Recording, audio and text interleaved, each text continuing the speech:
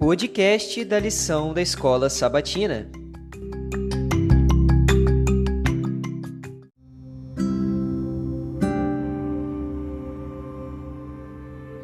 Olá, meu nome é Marcos e eu gostaria de fazer um combinado com você. Antes de todos os nossos estudos, nós vamos fazer uma oração, pode ser? Vamos começar então? Oremos.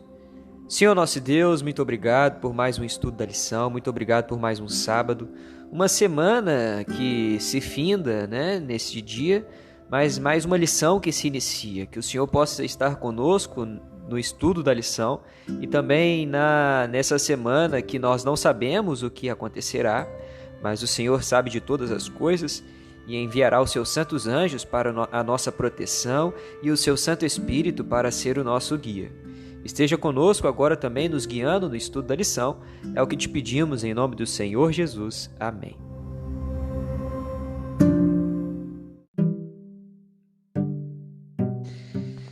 Vamos iniciar então aqui um novo tema, O dilúvio, lição 4. E só para lembrar, esse estudo, esse podcast, você pode estar acompanhando também através do Spotify e do YouTube. O verso para memorizar dessa semana vai dizer o seguinte: assim como foi nos dias de Noé, assim será também a vinda do Filho do Homem. Mateus 24, versículo 37. Iniciando então a lição, a palavra de Deus vai dizer que o Senhor viu que a maldade das pessoas havia se multiplicado na terra e que todo desígnio do coração delas, das pessoas, era continuamente mau.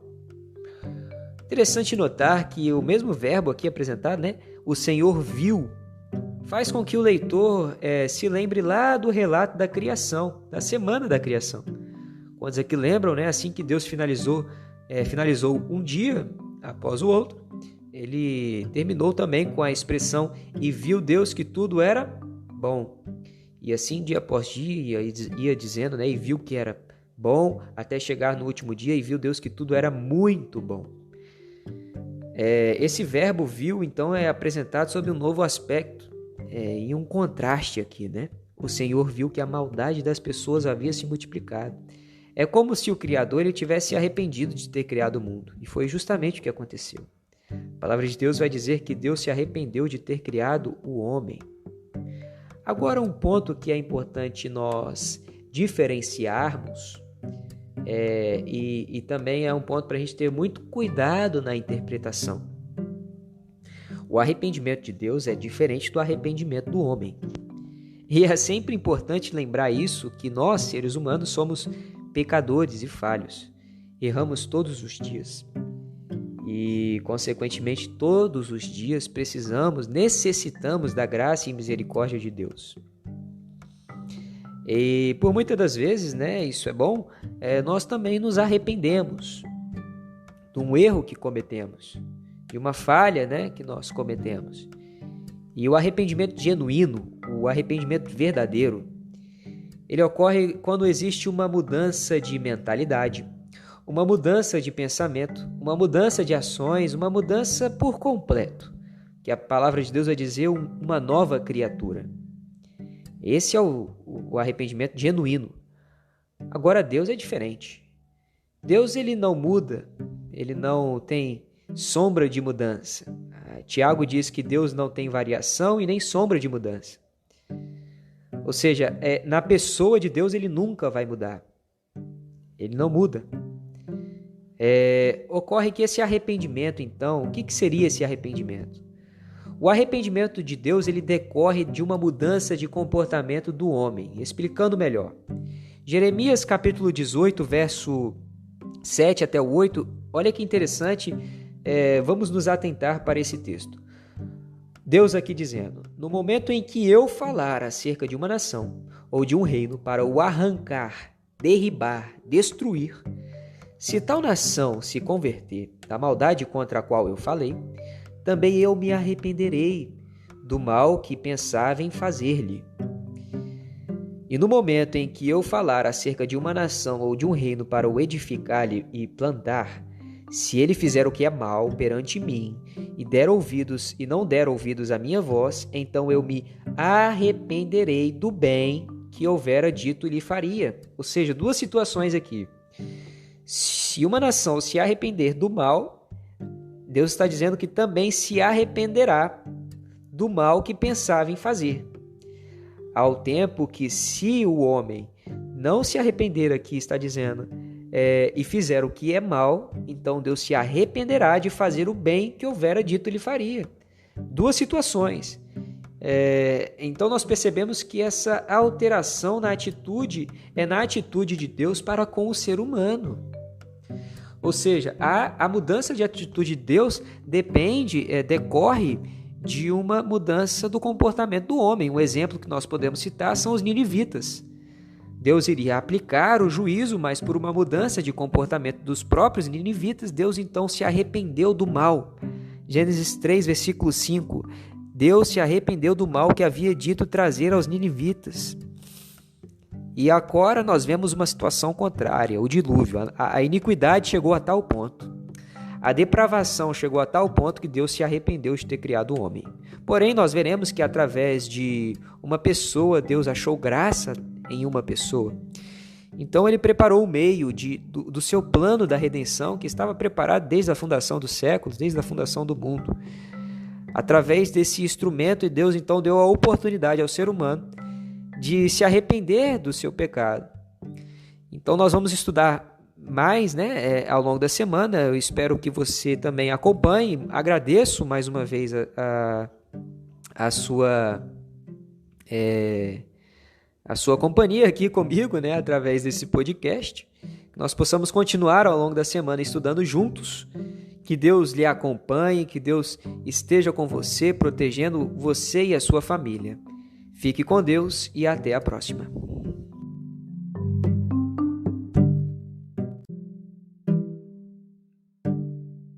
Olá, meu nome é Marcos e você que está participando aqui pela primeira vez, seja muito bem-vindo.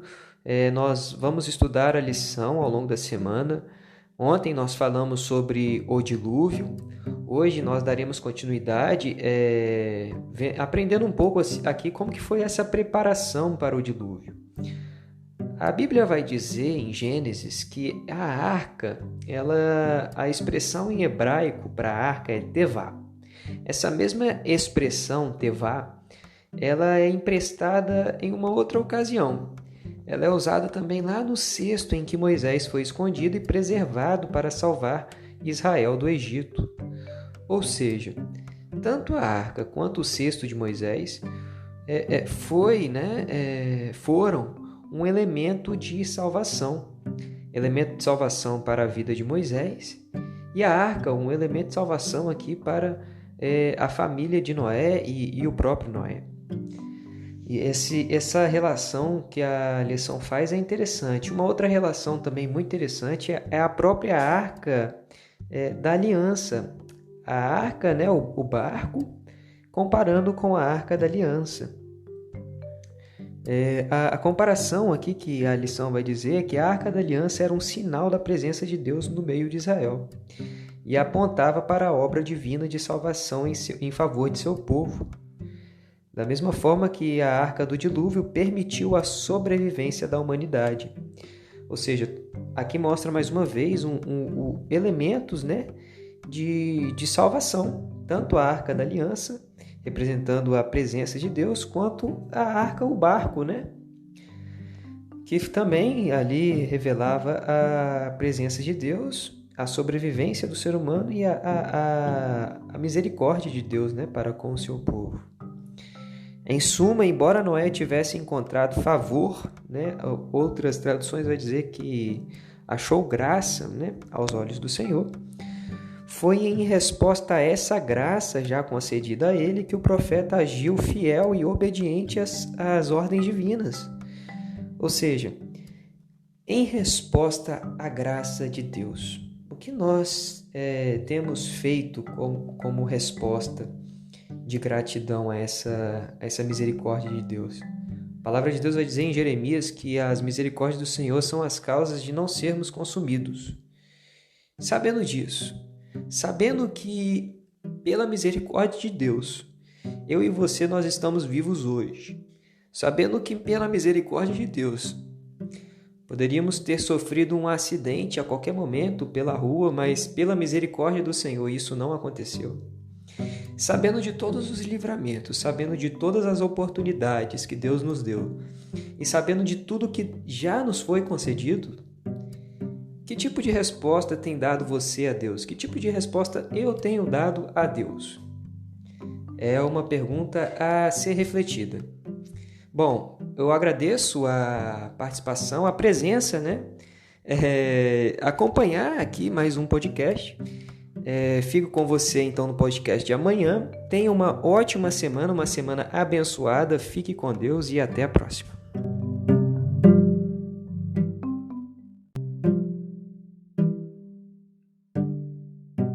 Olá, meu nome é Marcos. Hoje, segunda-feira, nós vamos estudar sobre o dilúvio e algumas comparações, alguns termos que são apresentados tanto no relato da criação quanto no relato do dilúvio. Olha que interessante, o termo sete, ele é apresentado lá na criação, quando Deus ele cria o mundo em 6 dias, e a Bíblia fala que no sétimo o Senhor descansou. A palavra de Deus vai dizer em Gênesis 2, versículo 3, que o Senhor abençoou o dia sétimo e o santificou. Por que Deus faz isso especificamente com o sétimo dia? A própria Bíblia responde, porque nele, no sétimo dia, descansou de toda a sua obra que Deus criara e fizera. Muito interessante. E novamente o termo sete é apresentado no ajuntamento dos animais limpos, né? A palavra de Deus vai dizer, né, uma ordem a Noé era que ele ajuntasse todos os animais da terra. E com relação aos animais limpos, isso é interessante porque a Bíblia trata aqui de uma diferença entre animais limpos e animais que não são limpos. Levíticos 11 vai especificar melhor os animais puros e os impuros, mas a palavra de Deus diz que os animais limpos era para ajuntar de 7 em 7. Né? A palavra de Deus vai dizer também outro termo, macho e fêmea, que é usado nos dois relatos, segundo as suas espécies, animais, aves, animal que rasteja, tudo isso é usado nos dois relatos. E uma outra expressão muito interessante também é fôlego de vida. Gênesis 7, versículo 15, por exemplo, vai dizer que e toda a carne em que havia espírito de vida. O que é espírito de vida? É o fôlego de vida. A palavra de Deus diz o seguinte: em toda a carne em que havia fôlego de vida, entraram de 2 em 2 para junto de Noé na arca. Em Gênesis 2 vai dizer também a mesma expressão, né? Gênesis 2, versículo 7, e formou o Senhor Deus o homem do pó da terra e soprou em suas narinas o fôlego de vida ou espírito de vida. E o homem foi feito, o homem passou a ser, diz outras traduções, né? Passou a ser e não ter uma alma vivente. Nós não temos uma alma, nós somos uma alma. É isso que a palavra de Deus nos diz. Então aqui várias palavras, né, que se repetem tanto no relato do dilúvio quanto no relato da criação. Agora, o mais interessante de tudo isso é a mensagem paradoxal do dilúvio. Aliás, Deus teve que destruir o que havia antes para permitir uma nova criação depois. Olha que interessante, ele teve que destruir para permitir uma criação nova depois. Olha que interessante, né? Esses ecos dos relatos da criação, ele ajuda a revelar que Deus, o mesmo Deus que cria, é igual ao Deus que destrói. Muitas das vezes nós não entendemos isso, né? Nós pensamos que Deus não destrói, mas na verdade mal sabemos que muitas coisas em nossas vidas precisam ser de fato destruídas. Pensamentos, atos, coisas, tudo que nos afasta de Deus precisa ser destruído. O mesmo Deus que cria também destrói. E esse ato de destruição de Deus, tal como foi no dilúvio, o dilúvio ele foi projetado para ser uma nova criação, a partir das águas que leva a uma nova existência. Então, em todo o relato bíblico, nós percebemos que essa mensagem paradoxal também transmite uma mensagem de esperança. Até porque o evento do dilúvio ele prefigura, né, a salvação futura do mundo no fim dos tempos. Quando Deus disse: "Vi novo céu e nova terra, pois o primeiro céu e a primeira terra passaram, e o mar já não existe." Ou seja, para que cheguemos nesse ponto, uma outra destruição do mundo acontecerá, muito em breve. A pergunta é: está eu e você preparados, assim como estava Noé? Bom, essa preparação ela começa hoje. Ela começa agora. Que eu e você estejamos preparados hoje para que no dia do Senhor nós possamos juntos, aqui de maneira figurada, né, entrar também na arca de Deus, mas entrar no gozo de Jesus, entrar na salvação de Deus e ter a certeza da vida eterna. Fique com Deus e até a próxima.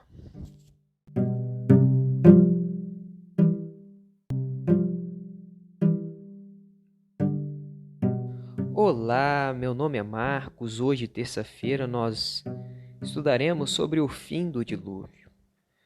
O interessante é que a palavra de Deus vai dizer que assim que foram exterminados todos os seres e as águas prevaleceram sobre a terra durante 150 dias, nesse contexto o Senhor, né, Deus, se lembra, né, Deus se lembrou do homem.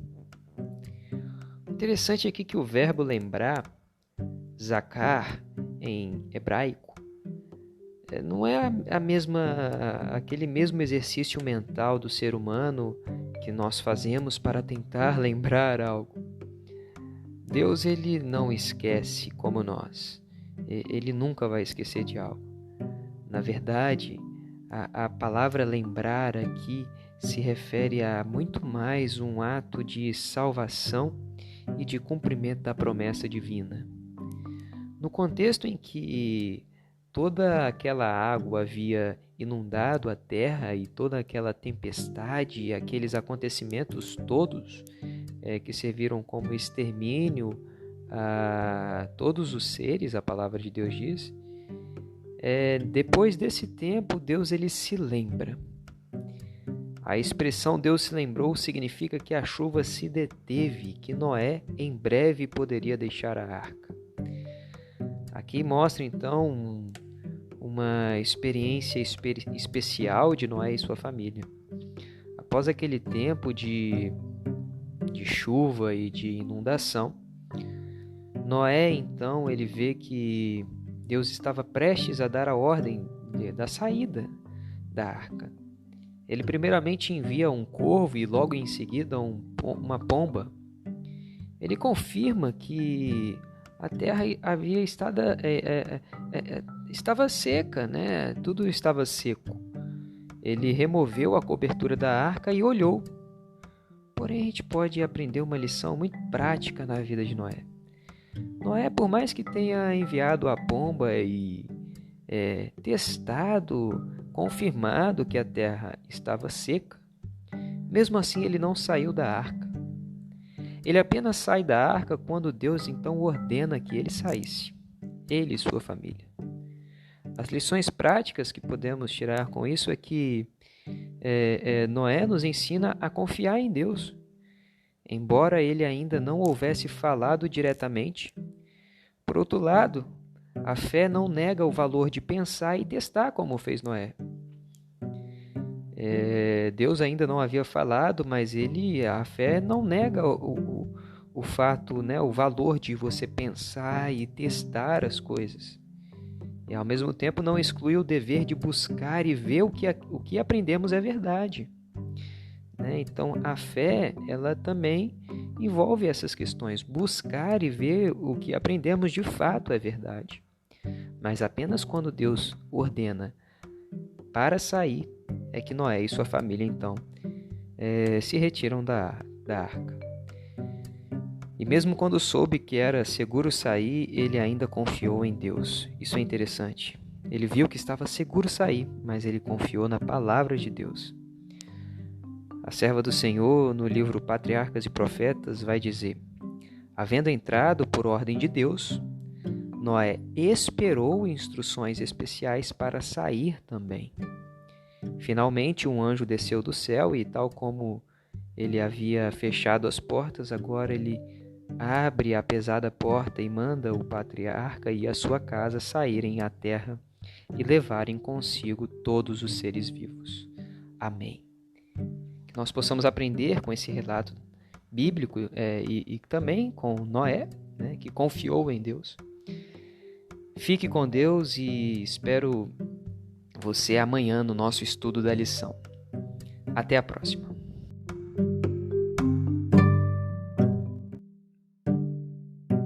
Olá, meu nome é Marcos. Hoje, quarta-feira, nós estudaremos a Aliança Parte 1.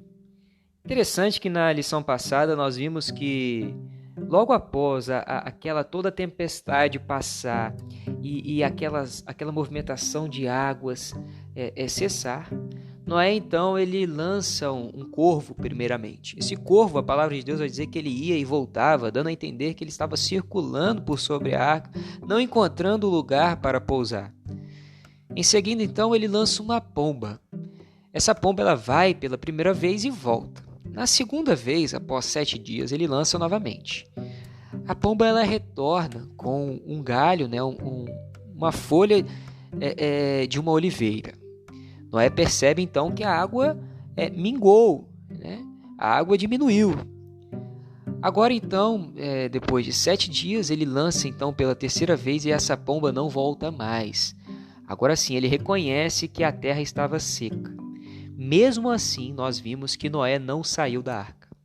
Tal como ele entrou com uma ordem divina, Noé apenas entrou na arca com uma ordem divina. Ele só sairia da arca com uma ordem de Deus também. E assim o fez. Nós aprendemos a lição de confiar nas palavras de Deus, confiar na palavra de Deus. A segunda lição que nós aprendemos é que logo após Noé sair da arca, a primeira coisa que ele faz, qual que é a primeira coisa que Noé faz ao sair da arca? Ele levanta um altar, ele ergue um altar. Gênesis 8 e 20, versículo 20 vai nos dizer justamente isso. Esse altar, esse holocausto revela que Noé era o único que se lembrava, em meio toda aquela população antediluviana, né, antes do dilúvio, aquela perversidade das pessoas, aquela idolatria. Ninguém se lembrava daquele primeiro sacrifício oferecido por Deus com Adão e Eva, né? Sacrifício esse que foi passado de geração em geração para Abel, para Sete e assim sucessivamente.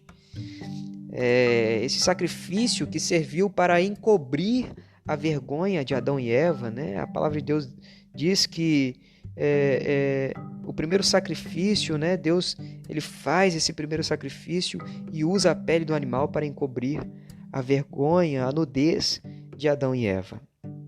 Agora então Noé ele se lembra disso e oferece a Deus um culto de ação de graças, uma adoração a Deus, um culto de gratidão ao Criador que o salvou.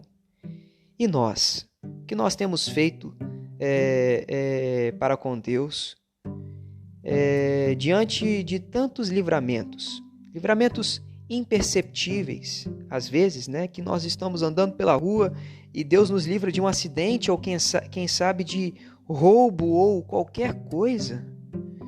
Outros livramentos que são perceptíveis, que nós vemos, livramento de uma doença, de algo que nos levaria à morte.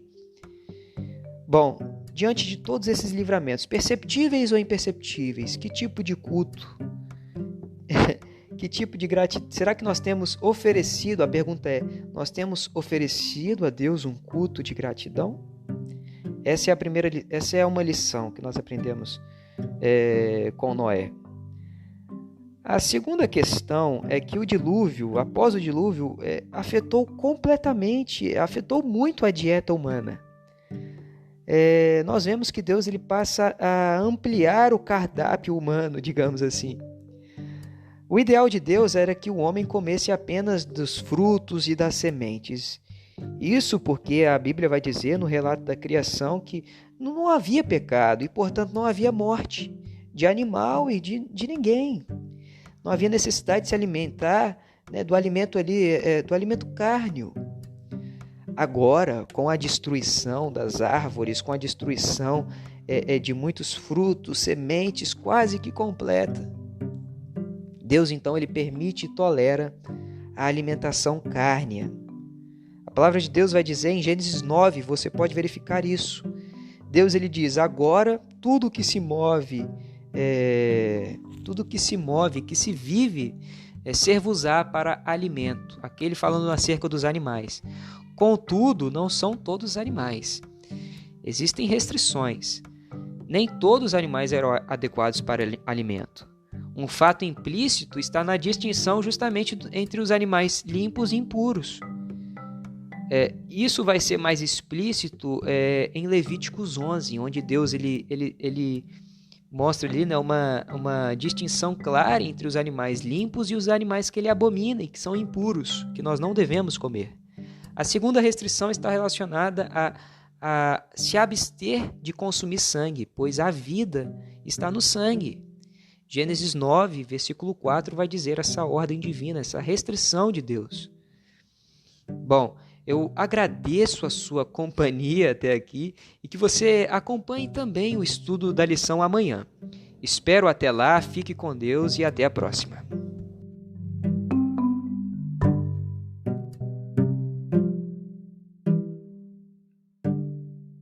Olá, meu nome é Marcos. Hoje, quinta-feira, veremos a parte 2 da aliança.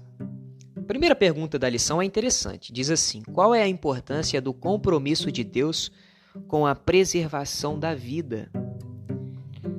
Uma coisa que fique muito clara: o ideal de Deus era que nunca existisse morte, é de que o homem vivesse eternamente. Esse é o plano de Deus, original de Deus. Acontece que, por consequência das escolhas do homem, a morte veio à tona. A Bíblia diz que o pecado, o salário do pecado é a morte. Só que Deus ele diz o seguinte em Gênesis 8, versículo 22. Ele promete ao ser humano que enquanto durar a terra, isto é, enquanto a terra atual permanecer, as estações virão, os dias virão e passarão, e a vida será sustentada. Gênesis 8, 21 vai nos dizer que Deus não desistiu de sua criação. Que importante isso. O Senhor está, em certo sentido, ele estava dando à humanidade uma chance de recomeçar. Recomeçar.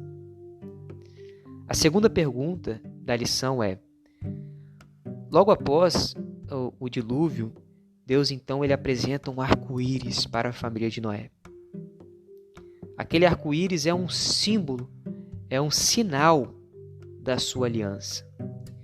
Deus ele fala então, né, que assim que toda vez que você ver esse arco-íris, você se lembrará da minha aliança, de que eu nunca mais destruirei a terra com o dilúvio. Que importante isso. Que importantíssimo. A segunda pergunta é: como que esse sinal da aliança de Deus, do arco-íris, se relaciona com outro sinal da aliança, o sábado? A palavra de Deus vai dizer que a frase "estabeleço a minha aliança" é repetida 3 vezes. Isso mostra que é muito importante a aliança de Deus, marcando o clímax e o cumprimento da promessa inicial divina. Numa sessão anterior, nós vimos que um paralelo ao 6º dia do relato da criação está a passagem paralela à sessão que fala do 7º dia do relato da criação, o sábado. Dentro do texto, a repetição da palavra aliança por 7 vezes estabelece uma ligação clara com o sábado. Assim como o sábado, o arco-íris é o sinal da aliança. Você pode comparar em sua Bíblia Gênesis 9, versículo 13 e Êxodo 31, versículo 12 até o 17. Êxodo 31, versículo 12 até o 17. Vai dizer que o sábado é a aliança entre Deus e o homem. É um sinal da aliança entre Deus e o homem. Além disso, o sábado, assim como o arco-íris, ele tem um alcance universal, isto é, se aplica a todos. Da mesma forma que o sábado, como sinal da criação, de que Deus criou o mundo, é para todos e em todos os lugares, independente se você mora aqui no Brasil como eu, ou em Portugal, China, Argentina, Estados Unidos, independente da sua origem, independente da sua cultura, Deus, o sábado é um sinal de Deus para com o homem, sem distinção ou discriminação de pessoas, enfim. O arco-íris é o mesmo. A promessa de que nenhum outro dilúvio virá, de que nenhum outro dilúvio mundial virá, é para todos e em todos os lugares. Eu costumo dizer que um exemplo ele vale muito mais do que uma ordem. Você pode dizer para uma pessoa, não faça isso, ou você tem que fazer isso. Enfim, independente da ordem. Se você for e cometer aquilo que você falou para não fazer, a pessoa vai olhar e vai se perguntar, ué, mas ele falou para não fazer e está fazendo. O famoso faz o que eu faço, faz o que eu falo, né? Mas não faz o que eu faço. O exemplo é diferente. O exemplo, ele mostra realmente, ele vale muito mais do que uma ordem. Deus descansou no 7º dia. A pergunta óbvia, Deus cansa? É claro que não. A Bíblia vai dizer que Deus não é um Deus que se cansa e nem se fadiga.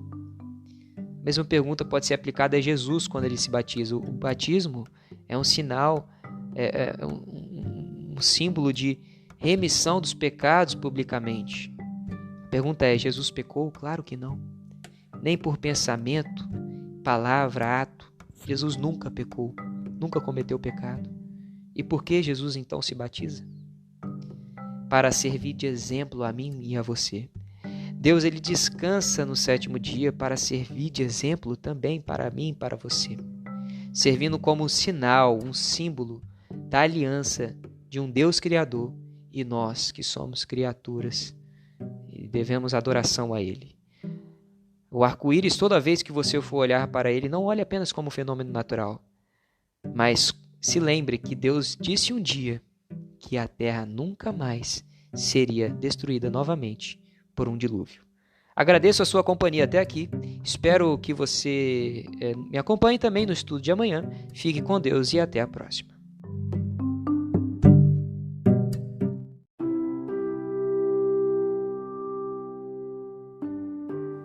Estudo adicional. É instrutivo comparar a mentalidade e o comportamento das pessoas e o estado do mundo antediluviano com as pessoas em nossos dias. Com certeza, a maldade não é um fenômeno novo. Veja os paralelos entre as duas épocas. Os pecados que atraíram vingança sobre o mundo antediluviano existem hoje. O temor de Deus foi banido do coração das pessoas, e sua lei é tratada com indiferença e desprezo. O grande mundanismo daquela geração é igualado ao da geração que vive atualmente. Deus não condenou os antediluvianos pelo fato de comerem e beberem. Seu pecado consistia em tomar esses dons sem gratidão para com o Criador e se degenerarem, condescendendo com os apetites sem restrições. Não era errado se casar. O matrimônio estava dentro da ordem determinada por Deus. Foi uma das primeiras instituições que ele estabeleceu. Deu instruções especiais sobre essa ordenança, revestindo-a de santidade e beleza. Contudo, essas instruções foram esquecidas, e o casamento foi pervertido e utilizado apenas para satisfazer os desejos carnais. Algo semelhante existe hoje. Aquilo que em si mesmo é lícito é levado ao excesso. Fraude, suborno e roubo ficam impunes entre ricos e pobres. A mídia está repleta de notícias de assassinato e crimes. O quadro que a inspiração nos dá do mundo antediluviano retrata com fidelidade a condição a qual rapidamente a sociedade moderna caminha. Mesmo agora, no século atual e nos países que professam ser cristãos, há crimes diariamente cometidos tão hediondos como aqueles pelas quais os pecadores do antigo mundo foram destruídos. Perguntas para consideração. Quais são os traços comuns do mundo pré-diluviano e do nosso? O que nos ensinam sobre a graça de Deus? Alguns dizem que o dilúvio foi um evento local. Qual é o erro dessa ideia? Se isso fosse verdade, cada inundação local e cada arco-íris faria de Deus um mentiroso?